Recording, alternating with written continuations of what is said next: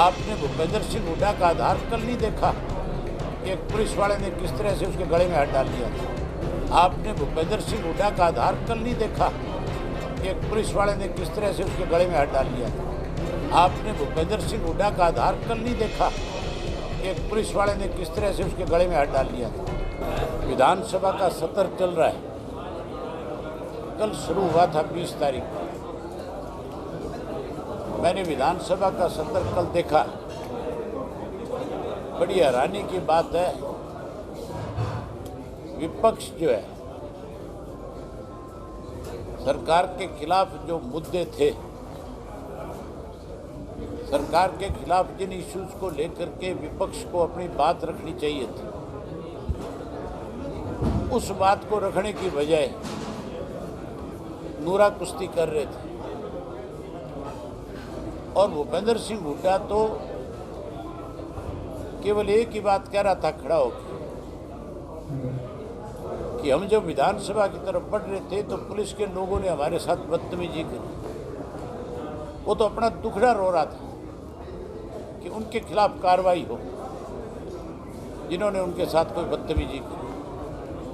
मैं भी उस बात को कंडम करता हूं कि पुलिस के लोगों को इस तरह से नेताओं के साथ व्यवहार नहीं करना चाहिए, इस तरह से बदतमीजी नहीं करनी चाहिए। लेकिन नेताओं को भी इस बात का ख्याल रखना चाहिए कि जिन लोगों की जिम्मेवारी लगी है, ड्यूटी लगी है,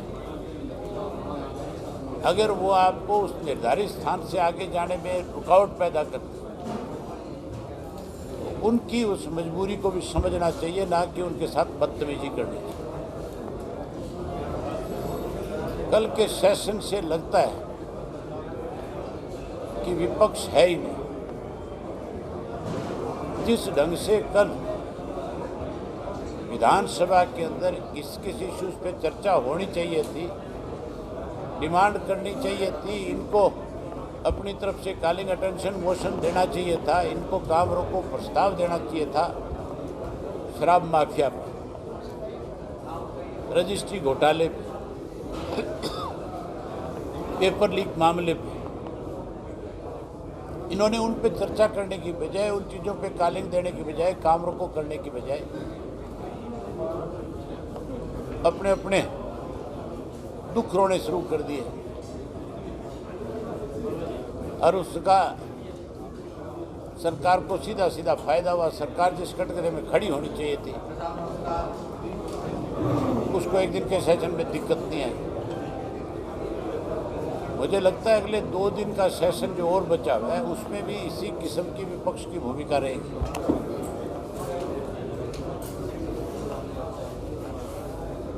आपने कोई अपनी तरफ से कोई सवाल पूछा? तीसरे मोर्चे पे जो कार्रवाई चल रही है, चौटाला साहब घूम रहे हैं, तो उसमें कुछ आगे लग रहा है कि चौटाला साहब लगातार बड़े नेताओं से संपर्क कर रहे हैं। हम 25 सितंबर को सबको इनवाइट करेंगे और 25 सितंबर को जब वो लोग आएंगे पेश साहब के सम्मान दिवस पर, उस वक्त आपस में सब बैठ करके इस बात पे चर्चा करेंगे कि किस तरह से आगे इस भाजपा और कांग्रेस को सबक मिले, इसके लिए हमें क्या कदम उठाना चाहिए। कोशिश रहेगी कि तीसरे मोर्चे का गठन हो और तीसरा मोर्चा बने ताकि बीजेपी से छुटकारा मिले। कांग्रेस की तो जो भूमिका है आज की तारीख में, उससे तो लगता नहीं कि कहीं देश में विपक्ष है। जो मोर्चा गठन है, जो यूपी पंजाब चुनाव, इसके लिए या आगे सेंटर के चुनाव के लिए? बीजेपी से कैसे छुटकारा मिले, तो सेंटर में बीजेपी की सरकार है, उससे छुटकारा लोग चाहते हैं, उससे छुटकारा मिले, इसलिए तीसरा मोर्चा बने, यूपी के चुनाव के लिए नहीं। संजय सिंह हुड्डा ने परसों बयान दिया था कि इनेलो और चौटाला साहब का आधार नहीं रहा, आधारहीन हो गए। उसके बारे में आपने भूपेंद्र सिंह हुड्डा का आधार कल नहीं देखा कि एक पुलिस वाले ने किस तरह से उसके गले में हाथ डाल लिया था। इंडियन नेशनल लोकदल पार्टी का कोई कार्यकर्ता अगर मुजाहिरा करे या कोई पैदल मार्च करे तो किसी की हिम्मत नहीं है उसकी आंख में आंख डाल के भी बात करते। आज भी अगर आधार किसी पार्टी का है तो इंडियन नेशनल लोकदल पार्टी का है। हुड्डा का आधार खत्म हो गया, इसलिए खत्म हो गया कि हुड्डा कांग्रेस के हाथ, बीजेपी के हाथों में खेलता है। बीजेपी की कठपुतली है। चौधरी अभय सिंह चौटाला जिंदाबाद जिंदाबाद जिंदाबाद। अभय सिंह जी संघर्ष बहुत करो, धन्यवाद। हम तुम्हारे साथ हैं। अभय सिंह जी आगे बढ़ाओ, हम तुम्हारे साथ हैं।